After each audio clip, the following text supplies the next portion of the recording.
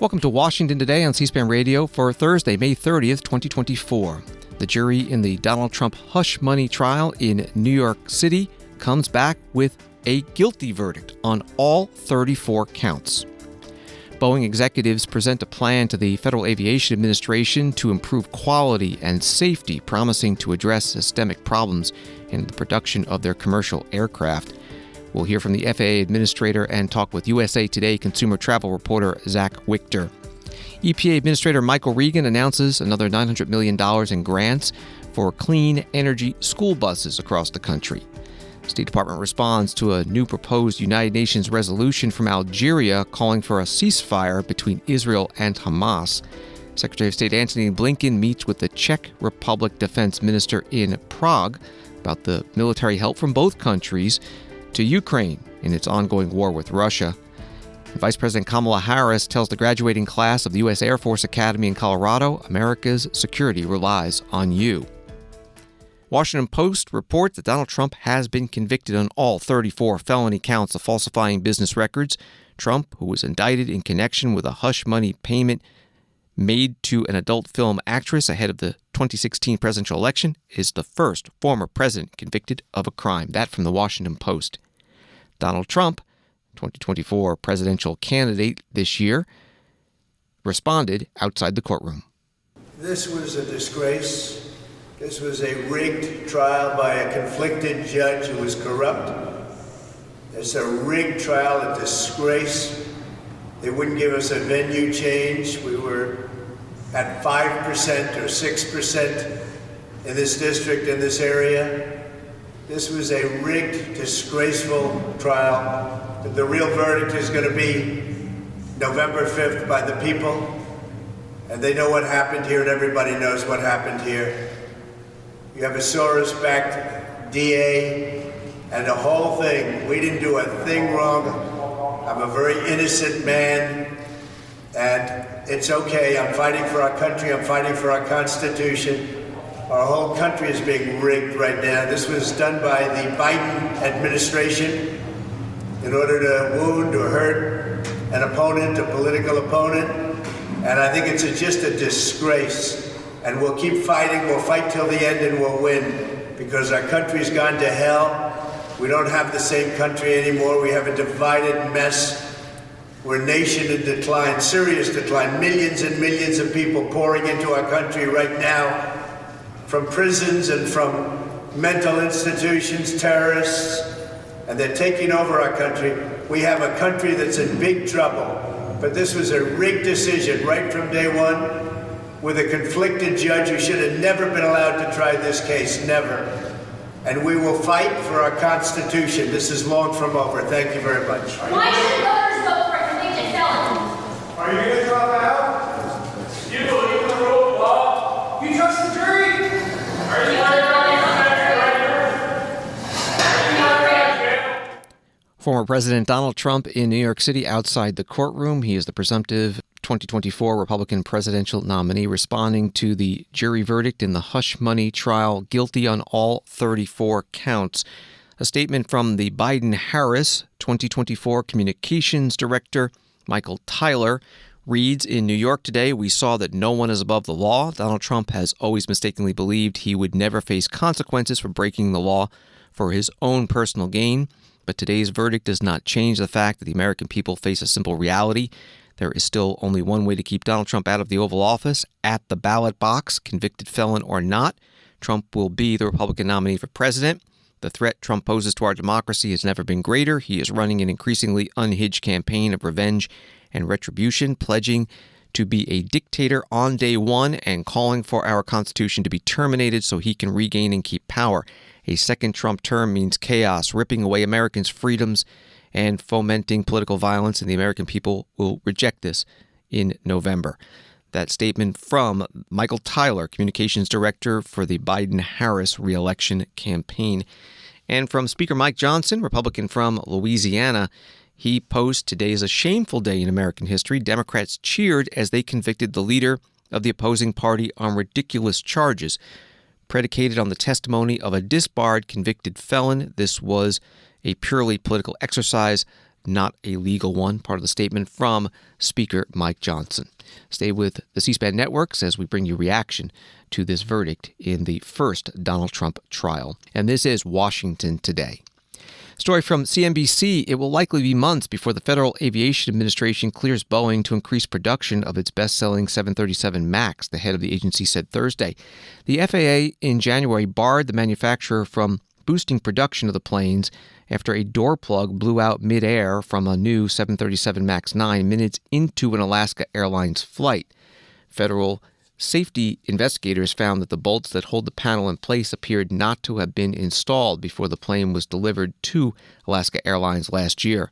Boeing CEO David Calhoun and other top company leaders met with FAA Administrator Michael Whitaker and other agency officials earlier Thursday to present an agency-ordered quality improvement plan in which the company outlined its efforts to improve staff training and production practices at its facilities.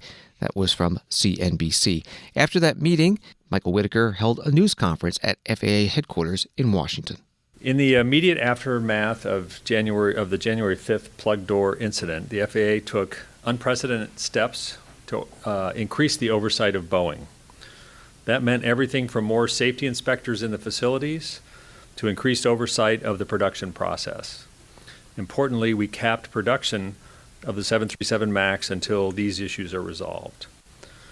Today, in response to our request in February, Boeing provided us their roadmap for continuous improvement. We just wrapped up a 3-hour meeting to review it and talk about future implementation. We underscored that they must follow through on implementing corrective actions and transform their safety culture. This is a guide for a new way for Boeing to do business. The FAA will make sure that Boeing makes lasting changes using all the tools at their disposal. I made it clear to Boeing CEO Dave Calhoun and other senior leaders that this plan does not mark the end of our increased oversight of Boeing and its suppliers, but the beginning of the next chapter. We will not approve production increases beyond the current cap until we're satisfied. Bottom line, we will continue to make sure every airplane that comes off the line is safe and reliable, regardless of how many planes Boeing builds. We need to see a strong and unwavering commitment to safety and quality that endures over time. This is about systemic change, and there's a lot of work to be done. Our goal is to make sure that Boeing makes the necessary changes and has the right tools in place to sustain those changes. Boeing has laid out their roadmap, and now they need to execute. First and foremost, Boeing is now required to have a mandatory safety management system, which will ensure a structured, repeatable, systematic approach to identify hazards and manage risk. They have also committed to increasing employee training and communication, strengthening the anonymous reporting system that employees can use without fear of reprisal, boosting supplier oversight, making sure that things happen in the right sequence at every step of production, and getting more input from users of the system, including pilots. The FAA will provide oversight at every step of the way in this process. We certify every 737 MAX before it can be put into service, and we will continue to do so. We will also provide enhanced oversight of Boeing and its suppliers. Practically speaking, this means more safety inspectors in the Boeing and Spirit facilities, more feedback from company employees to gauge the effectiveness of change, additional inspections at critical points of the production process, and monitoring metrics to identify areas of concern. Safety is a team sport. Everyone has a role to play. Boeing must do their part, and we will be there to make sure they do that. FAA Administrator Michael Whitaker at a news conference at FAA headquarters in Washington, D.C. after that 3-hour meeting with the Boeing executives. One reporter asked the administrator about how confident the flying public should feel about this new safety plan. Hi, Pete. I think that the flying public comes up to me a lot and asks, are Boeing airplanes safe? I'm sure they ask you the same thing. So how should the flying public feel about this announcement? And how do you feel about it? I think the flying public should feel that we're increasing our oversight to an appropriate level with Boeing. We certify each aircraft right now coming out off of the line. So we're ensuring that those airplanes are safe. We've increased our oversight. And Boeing on its own has reduced capacity or production levels to make sure that they've got the resources they need. Going forward, what we're looking at is making sure they've built really robust quality management systems and safety management systems, that they're taking feedback from employees, and that the metrics that are telling us are there mistakes being made, how they're managing those mistakes, are telling us that the aircraft are safe. So I think these are good steps that'll get us where we need to be. Zach Wichter, USA Today consumer travel reporter who has been covering Boeing's safety issues for years, formerly with the New York Times, joined us now on the phone. Thanks for being with us. What did you take away from the news conference with the FAA Administrator? Yes, so there is a lot to unpack here, but I think what it basically comes down to is, for years, as you mentioned, I've been covering these safety issues at Boeing since those first 737 MAX crashes in 2018 and 2019. And essentially, since then, people have been calling for increased oversight of Boeing and a renewed focus on the safety culture at the company. And it seems like we're finally seeing some concrete steps to make that happen. The FAA has committed to doing increased regular oversight check-ins with Boeing, and Boeing has outlined some of the steps that it's taking to reinforce the safety culture that it's always claimed to have. The administrator was asked for details about Boeing's new plan, and he deferred to Boeing. Have we heard from Boeing? So we have heard from Boeing about some of the things that it already did voluntarily prior to the announcement of this plan. And then Boeing also put out a press release basically saying that it is, further emphasizing its safety culture. My understanding is that more details will be coming out in the coming weeks as this plan kind of goes into effect. But for now, what we're seeing is just pretty high-level commitments where Boeing is saying that they are going to increase training and take some steps to really ensure that their employees feel empowered to speak up if they see a safety issue. And the FAA is taking steps that include weekly check-ins with Boeing's leadership and increased scrutiny of Boeing and some of its subcontractors. Speaking of Boeing's leadership, the CEO is leaving. How does that affect this at all, or if at all? Yeah, it's a good question, and I would say for now, it isn't really clear how that's going to change things. Obviously, whenever a company is under increased scrutiny, we often see leadership changes. And part of the reason I think we're seeing that at Boeing now is people have really been calling for a culture change. They're saying Boeing's critics have long said that the company once really emphasized engineering and safety above all, and in the past few decades has shifted some of its focus to Wall Street priorities. And so I think what a lot of people are saying about these changes in leadership is that the hope is that it kind of brings in a culture change that re-emphasizes that focus on engineering and safety. But time will tell if that actually happens and what the new leadership team's priorities are. We're talking with Zach Wichter from USA Today. Boeing is essentially a monopoly in the U.S. in making commercial jet aircraft. The Biden administration has not been shy in other economic sectors, saying we need to break up what they perceive as monopolies. Has there been any talk about doing this with Boeing? There's nothing that I've heard about doing that with Boeing, but it's definitely worth noting that there are really only two major commercial airplane manufacturers in the world, Boeing and Airbus, and they actually kind of need each other because no single company has the production capacity to meet the demand for new airplanes that airlines currently have. So it is part of the reason I think that there's so much work going into supporting Boeing and helping it try to turn its culture around, because many segments of the economy really rely on these aircraft to kind of undergird their business activities. There are reports that the families of victims who died in the two Boeing 737 MAX crashes a number of years ago are meeting with the Justice Department on Friday. Do you know what they're asking for? I have heard that, and we saw a few weeks ago that the Department of Justice is pursuing or considering criminal charges against Boeing as a result of those crashes. My understanding is that the families are asking the DOJ to actually begin the trial. In fact, I got a press release from one of the attorneys earlier this afternoon, and it says that the families will ask for a public trial of Boeing to start by December 15th. So it seems like that is going to be the focus of that meeting. And finally, when it comes to this meeting today between the FAA and Boeing and the promises of safety, what happens next?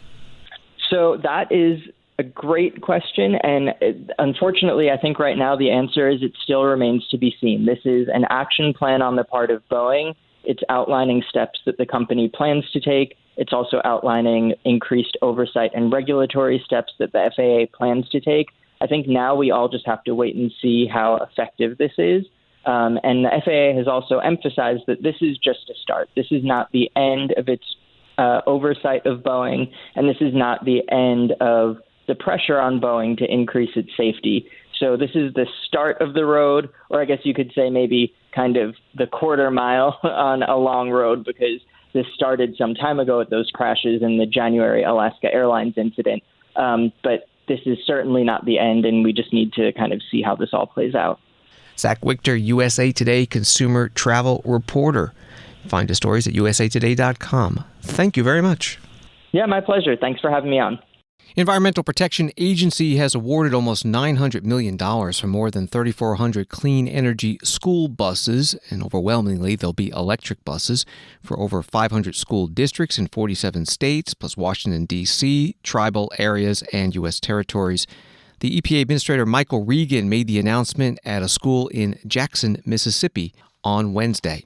It's our moral obligation to ensure that all of our children have clean air to breathe and clean water to drink, and an opportunity to live a healthy life. And as I said before, that's important to me, not just as administrator, but as a father. You know, for millions of kids, the yellow school bus is not just a means of transportation, but it's a time where they congregate with their friends, build community, create those lasting memories. We all know that traditional school buses rely on engines that emit toxic pollutants in the air, putting the health and well-being of every single student in jeopardy. Every bus driver, every resident, every teacher that has that bus duty. The surrounding community is at risk, but it doesn't have to be. We can do better. And because of leaders like President Biden and Congressman Thompson, we are doing better. We're reimagining what it's like for children to ride to and from school each and every day. And because of the leadership that you all have exemplified over the last 2 years, I am delighted to announce from this podium in Jackson today that we have nearly $900 million for clean school buses all across this country.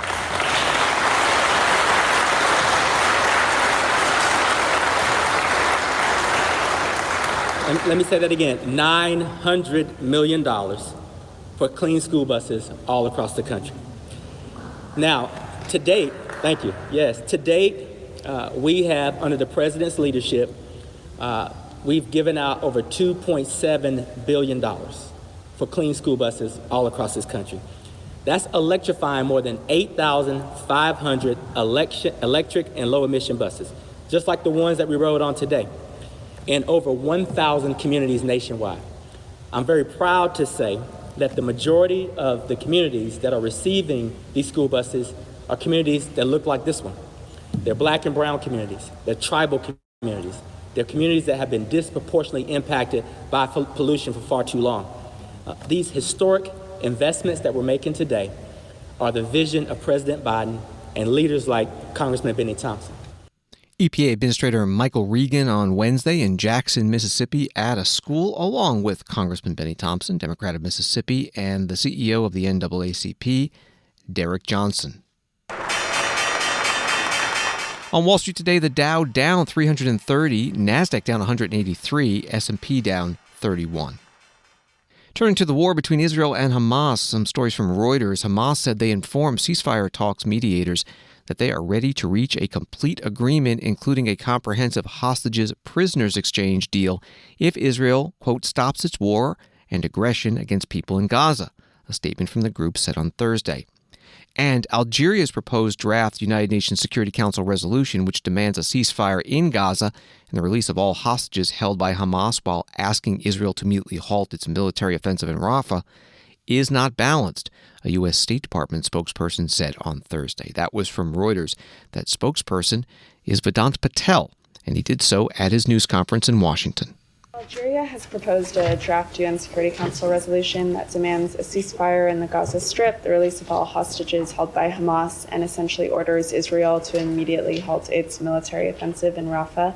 What's the U.S. stance on this resolution, and have you been engaging with Algeria on negotiations on it?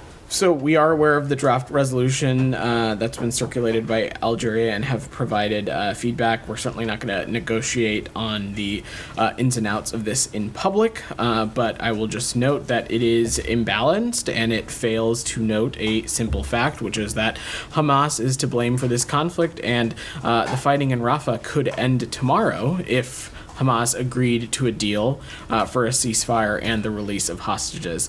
It's important that the United Nations not erase Hamas's role from this conflict or ignore its repeated violations of international law. But beyond that, I'm just not going to get ahead of the process. Would you veto it as it stands now? That would be me getting ahead of the process, which is what I said I was just not going to do. State Department Deputy Spokesperson Vedant Patel at his news conference in Washington. He was also asked about the resignation of a career State Department official, Stacy Gilbert, from the Bureau of Population, Refugees, and Migration, who, the Washington Post reports, sent an email to staff Tuesday explaining her view that the State Department was wrong to conclude that Israel had not obstructed humanitarian assistance to Gaza, officials who read the letter said. Post article goes on, the cause for resignation is unusual in that it speaks to internal dissent over a hotly disputed report that the Biden administration relied on to justify continuing to send billions of dollars of weapons to Israel. Here again is State Department Deputy Spokesperson Vedant Patel.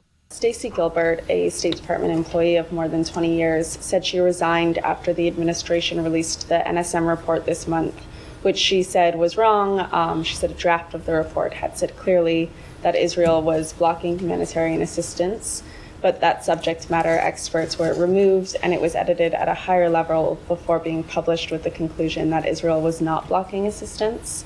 What was the reason for the change to this conclusion, and do you have any comment on this? So first, let me just say I'm not going to comment on personnel issues, but we have been clear that we welcome diverse points of view and believe it makes us a stronger department, and it makes and leads to a stronger policymaking process. The Secretary and department leadership will continue to seek out a wide range of views because we think it improves our policymaking process. As I said, we continue to press the government of Israel to avoid harming civilians and urgently expand humanitarian access to and inside Gaza. And this includes the provision of life-saving assistance, allowing fuel entry, and ensuring the safe freedom of movement for humanitarian workers. What I can say on the National Security Memorandum 20 and the process, and we spoke a little bit to this about when the report was released, is that this was a joint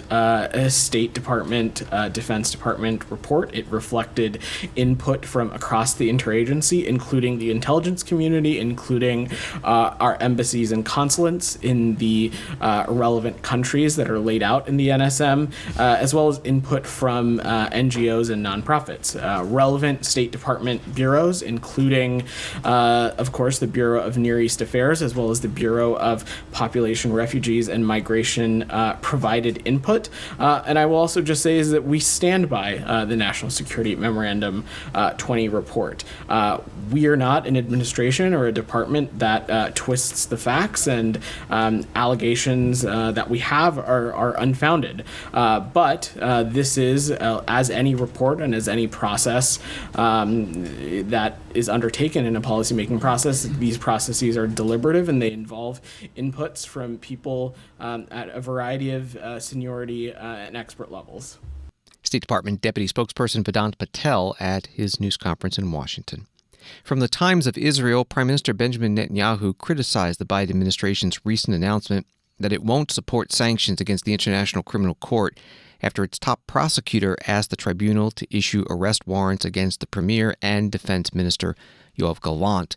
Last week, the U.S. blasted ICC prosecutor Karim Khan's decision and said it would work with Congress to advance a bipartisan response, but stopped short of backing sanctions against the Hague-based court. Reporting from the Times of Israel. Prime Minister Netanyahu made his remarks in an interview on the Morgan Ortega show on Sirius XM that will air this weekend, and a clip was posted online today. The ICC is basically sanctioning a democracy that is trying to fight terrorists who are basically seeking immunity by committing a double war crime, targeting civilians, hiding behind civilians. You can't let them get away with that, because then every democracy is imperiled. And in fact, America is imperiled, because if Israel's elected officials are issued warrants, and Israel's soldiers are issued warrants, the same thing will happen to your soldiers and to your elected officials. And that's why America traditionally said we don't accept the ICC rulings. We're a sovereign country. We have our own legal system. We have our soldiers. We have our commanders. We have our leaders. We're not going to let some rogue prosecutor in The Hague issue warrants for their arrest. And we're not going to do it for our allies. That was the American position. I thought that it's still the American position, because there was a bipartisan consensus just a few days ago that said that there would be a bill on sanctions on the ICC if they persist in these warrants. Now, you say there's a question mark. And frankly, I'm surprised and disappointed, because I think it's to the detriment not only of Israel's interest, I think it's to the detriment of America's interest, because Israel may be attacked first by the ICC, but you're next. America's really the target. And the terrorists who are attacking us and the mobs who support them in America, they chant death to Israel, death to America. When that is backed by a rogue prosecutor in the ICC, it's in America's interest, for America's security and for our common values, to sanction the ICC. And I hope that this statement doesn't reflect it. I hope that the bipartisan agreement on this will hold. That's the one thing that I can hope for, because I think it's not only important for Israel, I think it's important for America, for the free world. Israeli Prime Minister Benjamin Netanyahu, part of an interview on the Sirius XM program The Morgan Ortega Show. The clip was posted today. The full interview airs this coming weekend. Some more headlines on the war from CNN. Israel said Thursday its army had killed about 300 Palestinian militants in Rafah since beginning a military operation in the southern Gaza city this month. And Israel's National Unity Party, led by War Cabinet member Benny Gantz, has proposed a bill to dissolve the Knesset, Israel's parliament, and trigger new elections in the fall. Knesset member Nina Tamaro-Shata submitted the bill on Thursday. She said in a statement, October 7th is a disaster that requires us to regain the people's trust and establish a broad and stable unity government that can lead us safely through the enormous challenges in security, the economy, and above else in Israeli society. Submitting the bill now will allow us to advance it further in the current session. The Pentagon Deputy Press Secretary Sabrina Singh provided an update today about the pier that the U.S. military built in Gaza to bring aid to the Palestinians. Cost over $300 million and was recently damaged by high seas. Earlier today, IDF engineers removed the anchored portion of the Trident Pier from the beach. So as of this afternoon, all sections of the Trident Pier have been relocated to the port of Ashdod for rebuilding and repairing. Additionally, the 2 Army vessels that were beached over the weekend on the coast of Israel near Ascalon have been recovered. The recovery of the remaining 2 Army vessels that were beached near the Trident Pier is ongoing with the assistance from the Israeli Navy. As a reminder, the rebuilding and repairing of the pier will take over a week, and following completion, the Trident Pier will be re-anchored to the coast of Gaza.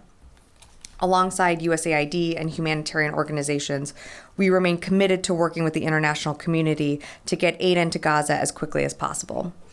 As we have updates to provide on JLOTS, we'll be sure to pass that information along. Pentagon Deputy Press Secretary Sabrina Singh at her news conference at the Pentagon. Story from Fox News. The U.S. boycotted the United Nations tribute to recently deceased Iranian President Ibrahim Raisi, calling into question the logic of showing respect for a man who has committed, quote, numerous horrific human rights abuses. The United Nations on Thursday commemorated Raisi following his death, along with the foreign minister of Iran and other Iranian officials aboard a helicopter that crashed in a mountainous region in the country's northwest. That was from Fox News. Washington Today continues in a moment. The House will be in order. This year, C-SPAN celebrates 45 years of covering Congress like no other. Since 1979, we've been your primary source for Capitol Hill, providing balanced, unfiltered coverage of government, taking you to where the policy's debated and decided, all with the support of America's cable companies. C-SPAN, 45 years and counting, powered by cable.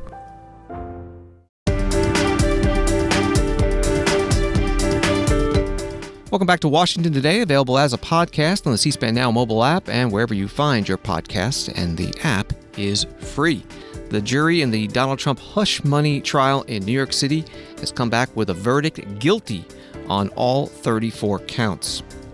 From NBC News, Chief Justice John Roberts on Thursday declined to meet with Democratic senators to discuss Supreme Court ethics in the wake of reports that controversial flags were flown at Justice Samuel Alito's houses. In a letter to the Senate Majority Leader, Majority Whip Dick Durbin, and Senator Sheldon Whitehouse, Roberts said he, quote, must respectfully decline your request for a meeting, citing concerns about maintaining judicial independence. Senators had asked Justice Alito to recuse himself from cases involving former President Donald Trump and the January 6th attack on the Capitol. Justice Alito this week said he would not. And from the Herald-Dispatch in West Virginia, Senator Joe Manchin, Democrat of West Virginia, confirmed Wednesday that he will not enter the upcoming gubernatorial election and that he fully supports Steve Williams as the Democratic nominee. Manchin said he didn't know how the rumors of a gubernatorial run began. Senator Manchin has already said he doesn't plan to run for another Senate term or for U.S. President in 2024. From the Associated Press, U.S. Secretary of State Antony Blinken on Thursday assailed Russian attempts to sow discord in democracies with misinformation after hinting the Biden administration may soon allow Ukraine to use American-supplied munitions to strike inside Russia, with an increasing number of officials saying Ukraine must be able to defend itself by attacking targets in Russian territory. Blinken joined NATO foreign ministers for a meeting in Prague, where he said Moscow's use of misinformation and disinformation was a poison, and signed an agreement with the Czech government to combat it. He also toured a Czech military base where he saw armored vehicles that Prague is sending to Kyiv to help fight Russia's invasion, and received a briefing on a Czech initiative to supply Ukraine with 1 million rounds of ammunition by the end of the year. That was from Associated Press in Prague. At that military base, Secretary Blinken made a statement standing beside the Czech defense minister. 25 years ago, the Czech Republic joined NATO, and I think we see today the full realization of what that alliance means, both for Czechia and for the United States and for all our allies. Czechia has been leading in so many different ways, including with its defense budget, soon to be 2.1% of GDP, meeting and exceeding the Wales Pledge. We see it in the extraordinary work that Czechia is doing in support of Ukraine in a moment of great need. By the end of the year, training up to about 9,000 Ukrainian forces, providing more than $600 million in equipment, authorizing another $6 billion in equipment flowing to Ukraine, which it so desperately needs in defense of the aggression committed by Russia on an ongoing basis. And of course here, among other things, the refurbishment of Soviet legacy equipment, including tanks, including howitzers, which Ukraine is using to help repel the Russian aggression. This is truly extraordinary work. I also have to especially applaud what Czechia has done in going around the world and finding the necessary munitions that Ukraine needs on the battlefield, including 155 and 152 millimeter munitions. This is critical. By the end of the year, we anticipate that that effort, led by Czechia, will produce nearly 1 million shells for Ukraine. We're also gratified by the relationship between the United States and Czechia when it comes to defense, including the acquisition of 24 F-35 planes. And of course, the Defense Cooperation Agreement that we signed just a few months ago. All of that is a powerful demonstration of our partnership and our alliance in action. Secretary of State Antony Blinken at a military base in Prague, Czech Republic. You heard some of the rain hitting him in the background there. He was standing beside the Czech Defense Minister, Jana Černochová. For more than 2 years, Russia has been fighting a brutal war against Ukraine's freedom and independence. Ukraine fights bravely to defeat the aggressor. Ukraine must win this war. Our own security is at stake as well. That is why we support Ukraine as much as we can. It's the responsibility of the democratic world to give the Ukrainian armed forces everything they need to defend their country. The Czech Republic has provided Ukraine with tanks, combat vehicles, and attack helicopters. We now work to deliver hundreds of thousands of critically needed artillery shells. We support provided by the United States as well as the close Czech-American cooperation have been essential in our help to Ukraine. Last year, we signed, your colleague, the Defense Cooperation Agreement with the United States, and my government approved the acquisition of F-35 aircraft. The United States has also kindly provided us with compensation for our military supplies to Ukraine. Here I mean the 8 pieces of H-1 helicopters and the financial support of more than $300 million. Thank you.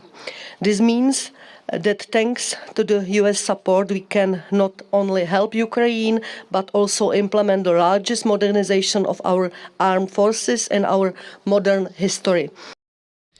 The defense minister of the Czech Republic, standing beside U.S. Secretary of State Antony Blinken in Prague. Story from CBC in Canada. The Prime Minister Justin Trudeau says he supports France's decision to invite Russian officials to a D-Day commemoration, despite, quote, extreme disagreement with Russia's invasion of Ukraine. He told reporters in Toronto, that is Justin Trudeau, as we commemorate the victory over fascism and Nazism in World War II, it's important to recognize all the countries that were involved, but it does not preclude our extreme disagreement with the endangering of people around the world, and indeed of the rules-based order that the current Russian regime is involved in. Trudeau said Moscow must be held accountable for violating fundamental rules about respecting sovereign borders, and that his message to any Russian officials has been consistent. Reporting from CBC. And the White House today said that President Biden will travel to France next week for the 80th anniversary of D-Day ceremonies there. And then after, the French President Emmanuel Macron's office said that President Biden will make his first state visit to France. An article from WLEX-TV, Lexington, Kentucky. U.S. Senate Republican leader Mitch McConnell emphasized 2 things he will be pushing for during the remainder of his current term in office: a rebuild of the country's industrial base and increased spending on national defense. He spoke at a ribbon cutting for the Next Generation Additive Manufacturing Research Laboratory, which is part of the University of Kentucky's Institute for Sustainable Manufacturing. The lab will work with the U.S. Army to develop products and components for the U.S. Department of Defense and civilian use. Reporting from WLEX-TV, Lexington. Here's part of Senator McConnell's remarks on Wednesday. I think we have the same old Russia we used to have when they called themselves something different. I didn't think, frankly, there would be much of a controversy about helping the Ukrainians, but it did develop into a pretty big controversy. I couldn't find anything wrong with it. Most of the money is being spent in this country, hiring our people. The Europeans have stepped up and done what they need to do. The Prime Minister of Japan spoke to a congressional session recently and spent a huge percentage of his time talking about how important it was to beat Putin in Ukraine. He said if you want to send a message to President Xi beat Putin in Ukraine. So the message I wanted to leave with you is it hadn't sunk in yet at home, but this is a very, very dangerous period we're in. We have two big power competitors, Russia and China, a sort of satellite state, Iran, all working together against the democratic parts of the world. So this is extremely important, and what you see here today is an example of what we need to do, which is to rebuild our industrial base. We sort of took a holiday from history for a while, and our allies in Europe did as well, but we're awake now. And this redoing of our industrial base and increasing defense spending. I've been allied with the administration on most of this, but the president's submissions of budgets have not been adequate. They've not even kept up with inflation. So neither party, in my view, has really stepped up. And this is a part of how I intend to spend the next 2 years, using whatever influence I may have to help America understand that we need to increase defense spending. We need to improve our industrial base to get ready for the long-term competition that lies ahead of us. The Senate Minority Leader Mitch McConnell, Republican from Kentucky, at the University of Kentucky in Lexington at the opening of a new lab to improve U.S. manufacturing capabilities, part of a 5-year, $50 million collaboration announced in 2021 between the college and the U.S. Army. The senator spoke on Wednesday. Vice President Kamala Harris today was in Colorado Springs, Colorado, for the commencement ceremony of the U.S. Air Force Academy. She was the keynote speaker. KKTV gives a by the numbers for the class of 2024. The total, 974 cadets. Nearly a third are women, nearly a quarter are minorities. 15 are from other countries. 51 had a parent graduate. 10 had both parents graduate. And 2 sets of twins are graduating. Before the vice president spoke, the Academy superintendent, Lieutenant General Richard Clark, addressed the graduating class and at one point mentioned he was retiring, so he would take the opportunity to get a photo to remember the moment. I want to thank all of you for your support that comes to our Academy from here in Colorado, in Washington, D.C., and throughout our military community. But now, class of 24, here we are. It's our last time together, and I want to leave you today with one last joke, one last story, and one last selfie. Are you ready? Give me a pose. Hold on. Madam Vice President, could I ask you to join me in a selfie? Hey, I'm retiring tomorrow, so what do we got? Okay, here we go. Here we go, man.